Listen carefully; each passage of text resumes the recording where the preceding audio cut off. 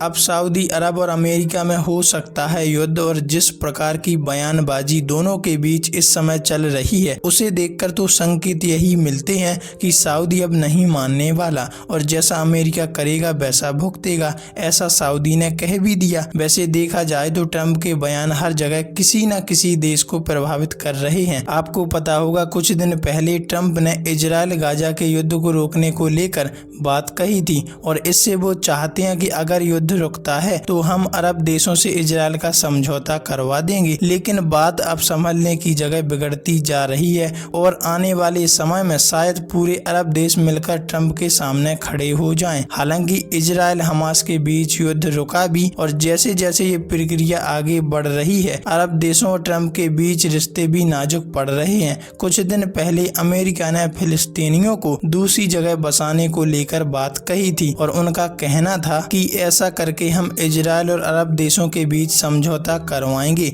जिससे आने वाले समय में दोनों के बीच कोई अड़चन ना फैले और ना ये लड़ाई हो। और इसी को लेकर ट्रंप ने नेतन्याहू को न्योता भी दे डाला, जो पिछले दिन यानी 4 फरवरी को नेतन्याहू अमेरिका वाशिंगटन डीसी भी आ गए। अब इससे अमेरिका को नुकसान भी है क्योंकि कुछ दिन पहले जो सऊदी अरब ने अमेरिका में $600 बिलियन इन्वेस्ट कर रहा था अब वो रुक जाएंगे और सऊदी प्रिंस ने भी इस गुत्थी को सुलझा लिया कि नेतन्याहू और ट्रंप मिलकर कुछ नई खिचड़ी पका रहे हैं। अब खबर सामने आ रही है कि सऊदी अरब फिलिस्तीन राज्य के निर्माण के बिना इजराइल के साथ किसी भी प्रकार के संबंध स्थापित नहीं करेगा। पिछले दिन इसी को लेकर चौंकाने वाले बयान सामने आए थे कि अमेरिका युद्ध से तबाह गाजा पट्टी पर कब्जा करेगा और उसका रीडेवलपमेंट करेगा। वहीं ट्रंप ने इजरायली पीएम के साथ एक सम्मेलन में कहा कि हम फिलिस्तीनियों को दूसरी जगह बसाकर उस पर कब्जा कर लेंगे और यही सऊदी होने नहीं देगा। सऊदी के प्रिंस मोहम्मद सलमान ने ये भी कह दिया कि अगर ऐसा होता है